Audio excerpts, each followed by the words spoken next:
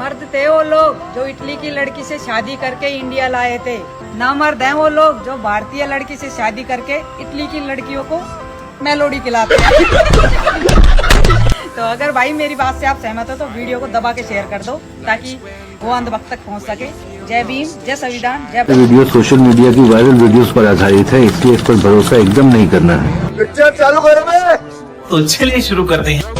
हमारे भारतीय जनता पार्टी और आरएसएस के मित्र अक्सर नेहरू जी की आलोचना करते हैं और सरदार पटेल का समर्थन करते हैं। तो राकेश सिन्हा जी पढ़े लिखे आदमी हैं, इनकी बहुत पढ़ने की आदत है। इन्होंने जरूर वो पत्र पढ़ा होगा जो सरदार पटेल जी ने 27 फरवरी 1948 को देश के प्रधानमंत्री पंडित जवाहरलाल नेहरू को लिखा था। मैं उस पत्र की पंक्तियां जू की तो पढ़ के सुना देता हूँ चित्रा जी।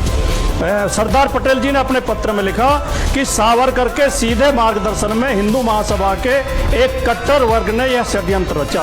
गांधी जी की हत्या के बारे में कह रहे हैं वो। राष्ट्रपिता महात्मा गांधी की हत्या का षड्यंत्र सावरकर के सीधे मार्गदर्शन पर हिंदू महासभा के कट्टर वर्ग ने रचा और उसे अंजाम दिया। ऐसा लगता है कि इस साजिश में कोई 10 लोग शामिल थे। यह सच है कि उनकी हत्या का स्वागत आरएसएस और हिंदू महासभा के लोगों ने किया। अब मुझे राकेश सिन्हा जी और के शर्मा जी बताते हैं कि ये तो सरदार पटेल कह रहे हैं और वो उस समय देश के गृह मंत्री थे और गृह मंत्री के पास तो सटीक सूचना होती है। जो पुलिस ने जांच की होगी, जो सबूत मिले होंगे वो गृह मंत्री को जरूर पता होंगे। तो सरदार पटेल ने ही आरएसएस पर पाबंदी लगाई। सरदार पटेल ने आरएसएस पर पाबंदी लगाते हुए लिखा कि गांधी जी की हत्या के बाद आरएसएस के कार्यालयों में मिठाई बांटी गई, खुशियां मनाई गई। तो मैं केवल इतना कहना चाहता हूं कि अगर आप इतिहास पढ़ेंगे और इतिहास की चर्चा कर रहे हैं तो इतिहास हमें यह भी बताता है कि आजादी की लड़ाई से आरएसएस और महासभा दूर थे। 1942 के भारत छोड़ो आंदोलन का सावरकर जी विरोध कर रहे थे, अंग्रेजों की फौज में भर्ती होने का समर्थन कर रहे थे, तिरंगे झंडे का सावरकर जी ने विरोध किया था, भारत के संविधान का गोलवलकर जी ने लेख लिख के विरोध किया था कि हमें संविधान स्वीकार नहीं है, हम मनुस्मृति पर आधारित संविधान बनाएंगे। लेकिन इतिहास तो आपका कलंकित है। हाँ, आपने सरदार पटेल की चिट्ठी का जिक्र किया। अभी मजा आएगा ना भिड़ो। मेरे बगल में है भाजपा प्रवक्ता शिवम त्यागी। चलिए यहीं पे आपके शो में बिना इधर उधर रात किए, बिना गूगल का इस्तेमाल कीजिए। शिवम जी आप गाइए वंदे मातरम, मैं शुरुआत करती हूँ वंदे मातरम। कहाँ चले गए शिवम जी? नहीं वो आ रहे हैं। एक बार भाजपा का कोई भी नेता, ऊपर से पूरा प्रवक्ता भी वंदे मातरम का कम से कम शुरू का ही 4-5 लाइन सुना दो। कहाँ गए शिवम त्यागी? बोलने दे, तकलीफ हुआ है बेचारे। बोल। अरे मैडम आप मेरे सवाल का जवाब दे दीजिए। लेकिन प्रवक्ता कहाँ गए भाजपा के? गायब हो गए स्क्रीन से, वो भाग गए ना। नेट पर जोड़िए। मैडम नहीं होता कई बार। आप कहिएगा तो हम सुना देंगे। एक बार मुझे नहीं, मुझे मैं ये मानकर चलता हूँ कि यहाँ पर वंदे मातरम सबको याद होगा। नहीं याद और सबको पता होगा। और अगर कहाँ है भाजपा? आप भी सुना दिए। प्रियंका भारती जी मुझे बताया है, किस तरीके से पता है। अब आगे बाकी लोगों से राय ले लीजिए, हम गाने के इंतजार में बैठे हैं। आज आपके शो पर वंदे मातरम का वंदन हो जाए। अगर हम करें तो करें क्या, बोले तो बोले क्या? के मंचों से क्या क्या कहा गया आशुतोष जी, सॉरी मानक जी, इनके मंचों से भारत माता तेरे टुकड़े होंगे के नारे लगे। आपकी औकात बता रहा हूँ सर, बुरा नहीं मानना सर। अल्लाह हो अल्लाह के गीत गाए गए, हिंदू मुसलमान किया गया। एक वीडियो दिखाइए हमें थोड़ा सा। Good question. आपके लिए I will personally leave CJP if he shows me the video कि भारत माँ तेरे टुकड़े होंगे जैसा स्टेज पे कहाँ नारा लगाया। आप दिखाइए, चलिए वीडियो दिखाइए। आप ये फंस गया सी है। दिखाइए वीडियो। अरे बाप रे, ये तो धोती खोल रहा है।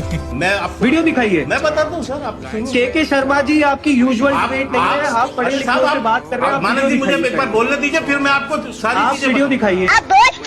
आप वीडियो दिखाइए। मानक जी अब प्लीज मानक जी मत करिए। आप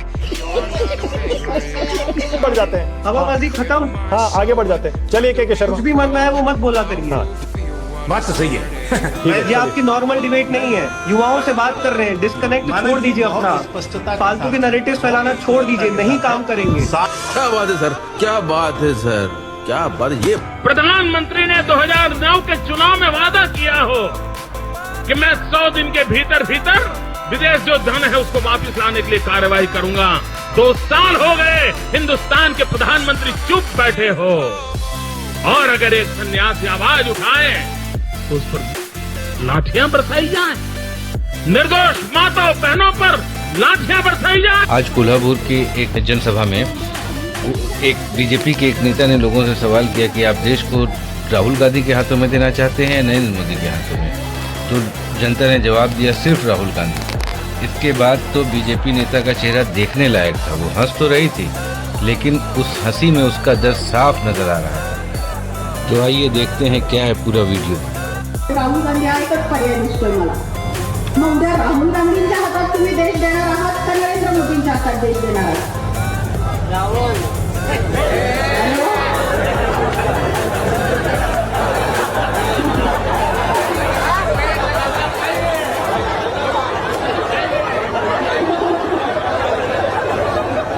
इस वीडियो पर आपकी क्या राय है, कमेंट करके जरूर बताइए। मोदी इकलौता ऐसा इंसान है, 14 साल में उसने बोला बर्तन बजाओ, बजाए। उसने बोला थाली बजाओ, बजाए। उसने बोला लाइन में खड़े हो जाओ, नोट चेंज करवाने हैं, हम गए। सारी चीजें करी हमने। पर यहाँ जब बात आ गई है कि भाई ये इंसान आगे बढ़ ही नहीं रहा है, ये इंसान आगे जाके और कुछ करना ही नहीं चाहता है, 14 साल से सिर्फ सपना दिखाया जा रहा है। पहले किसी बयान में बोलता है अरे 60 दिन दे तो बच्चों, मैं ये कर दूंगा, मैं फॉरेन से ये ले आऊंगा, मैं पैसा ले आऊंगा, मैं दुनिया भर से सारा पैसा उठा लूंगा, ब्लैक मनी सारा वापस ले आऊंगा। कुछ नहीं किया। ऑन ग्राउंड कुछ एग्जिस्ट करता ही नहीं है इस इंसान का, इसलिए इतनी सारी भीड़ खड़ी है, इसलिए इतने सारे एंटी खड़े हैं। आप नोटिस कर लेना आसपास जो लोग बोलते हैं ना कि अरे नीट के लिए प्रोटेस्ट नहीं हो रहा है, ये सिर्फ नीट के लिए प्रोटेस्ट सच में नहीं हो रहा है। ये प्रोटेस्ट हो रहा है क्योंकि मोदी ने आपकी आंख, आपकी नाक, आपका कान, आपका मुंह सब बंद कर दिया है। वो कहता है मैं जो दिखाऊं वो देखो, मैं जो मूवी ला रहा हूं वो देखना है, जो मूवी उसके खिलाफ जाएगी वो इंसान उसको रिलीज नहीं करेगा।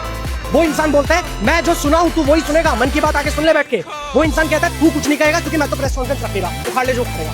सर जो लोग बोलते हैं कि हमें खतरा मुसलमानों से है, अच्छा, हम उनसे बस यही पूछना चाहते हैं कि सीता जी को हरण करने वाला भी हिंदू, अच्छा, रक्ति के साड़ी खींचने वाला भी हिंदू, अच्छा, दलित को मोच रखने पर रोक लगाने वाला भी हिंदू, अच्छा, और खाट पर बैठने से रोक लगाने वाला भी हिंदू, अच्छा, आरक्षण का विरोध करने वाला भी हिंदू, अच्छा, मंदिर में जाने से रोकने वाला भी हिंदू, अच्छा, मंदिर में चोरी करने वाला भी हिंदू, और हिंदू महिलाओं का स्तन टैक्स लगाने वाला भी हिंदू, अच्छा, और तो और सर गाय का मांस काट कर विदेश में सप्लाई करके उससे टैक्स लेने वाला भी हिंदू, अच्छा, और तुम ही लोग बोलते हो कि हमें खतरा मुसलमानों से है।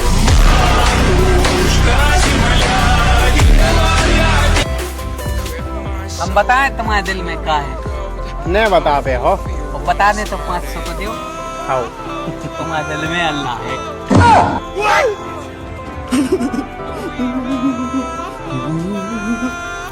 अब हम बताएं तुम्हारे दिल में क्या है? अरे तुमने बता पे भाई, अगर बता दें तो 500 का दो। बताओ। तुम्हारे दिल में राम है, राम राम नंगा रे नरेंद्र मोदी है। Thank you friends. Rahul Gandhi उनका ये घटियापन कि उनके पिताजी ने कुछ नहीं किया, उनकी माताजी ने कुछ नहीं किया इतने साल में, ये बातें करते पिताजी को भी अच्छा, मैंने नितिन त्यागी को चुपचाप सुना, जो भी नितिन त्यागी ने बोला। अब मैं बोलूंगा और ये सुनेंगे, बिल्कुल वैसे ही जैसे अब जेनजी बोल रही है और ये बहरी सरकार सुन रही है। राजीव गांधी जी को, सोनिया जी को कोसने वाला ये कौन है? पार्क में बैठे निठल्ले जिनको 100 साल लग गया हाफ पैंट से फुल पैंट में आने में। इसमें और उन लोगों में क्या फर्क है? इस देश की संसद में केंद्रीय गृह मंत्री 20 दिन तक एक बड़ी जिम्मेदारी का जवाब देने नहीं आता, उसके बाद आखिरी दिन आके खड़े हो जाते हैं एहसान जताने कि मैं अब चर्चा के लिए तैयार हूं। 4 मिनट में सत्र बंद हो गया और ओम बिरला जी ने ही कराया। क्यों कराया? चिल्ला चोट रोज होती है, सब कुछ होता है। क्या डर गए ओम बिरला जी, या वो इतने कर्तव्य विमुख है कि उनके भी इस्तीफे की बात होनी चाहिए? कोई काम करने को तैयार नहीं है, बस ये फुर्सती है, व्हाट्सएप, ये फर्जी बेवकूफ लोग भरे हुए हैं जिनकी अपनी जिंदगी तो चल गई, अगली पीढ़ी के बारे में उनको कुछ नहीं सोचना है। अमित शाह जी ने क्यों नहीं बताया, क्या नहीं किया, उसके लिए फिल्में बनाओ बैठ के। चकंदर मछंदर क्या है वो? किसी व्यक्ति के हटने से वहाँ शुद्धि पूजा, कौन है वो जोकर जो वहाँ शुद्धि पूजा कर रहे हैं? ठीक है, नितिन त्यागी जी, समझ में नहीं आ रहा। अब मेरा ये मानना है कि व्हाट्सएप अंकल एक ऐसी चीज है जो ना उम्र की सीमा में है, ना जन्म के बंधन में, एक अलग ही प्रजाति है। जैसी आपकी बात को मानता हूँ, मल्लिकार्जुन खड़गे जी, अगर किसी ने उनके साथ में इस तरीके का दुर्व्यवहार किया है, मैं कहता हूं कि मैं आपके साथ। जो भी है उनका, उसका नाम पूरे मीडिया को मालूम है, जाइए अरेस्ट कीजिए। ये बेहुदापन के दिन लद गए, जब ये धुलाई शुद्धि है, क्या बेवकूफी कर रहे हैं ये लोग। पूरा का पूरा विपक्ष हमेशा ये प्रयास करता है कि देश किसी भी तरीके से बेड़ियों में जकड़ा रहे। 12 साल से बेड़ियां तोड़ रहे, शर्म नहीं आ रही है। कईयों के बीपी चढ़ा दिए, उतार दिए, दिन में 3660 मिलते हैं तुम्हारे जैसे निकम्मे। कहीं भी पार्क में बैठ गए आधी चड्डी पहन के, हिंदू मुस्लिम बेवकूफी की बातें, यही कर करके तुम लोगों ने देश का दिमाग खराब किया है। और अब तुम लोग सुलग रहे हो, तुम्हारी हालत खराब है। हमसे मत उलझो, गोल गोल घूमते रहते हो ना, घोड़ा बादाम शाही खेलते हो जो, वो भी नहीं खेल पाओगे। राहुल गांधी और उसकी टुच्ची टीम, तुम टुच्चा तुम्हारा नेता, चौथी फेल तुम्हारा नेता और बेवकूफ तुम सबके सब। ये वही बात हो गई फिर, ये वही बात हो गई। नहीं दीपक जी, हद हो गई। जिसको देखो मुंह उठाएगा, इतिहास को गाली बकेगा, लोगों को गाली बकेगा। मैंने तो गाली बकने से शुरू नहीं किया था। क्या इनको मालूम क्या है? शुरुआत तो राहुल जी नहीं करती थी ना। नहीं, शुरुआत कांग्रेस के आंदोलन से आप शुरुआत की अगर बात करोगे तो 2009 के बाद से मुझे याद है व्हाट्सएप, फेसबुक, हर जगह जो गंदगी इन लोगों ने नेहरू गांधी और इतिहास के हर क्रांतिकारी के खिलाफ इन लोगों ने मचाई है। हम व्हाट्सएप पे गंदगी करते हैं। हम यहीं पर रुकेंगे। आपको हमारा वीडियो कैसा लगा कमेंट करके बताइएगा, और हाँ, इस चैनल को सब्सक्राइब करना नहीं भूलना है। धन्यवाद। जय हिंद, जय भारत।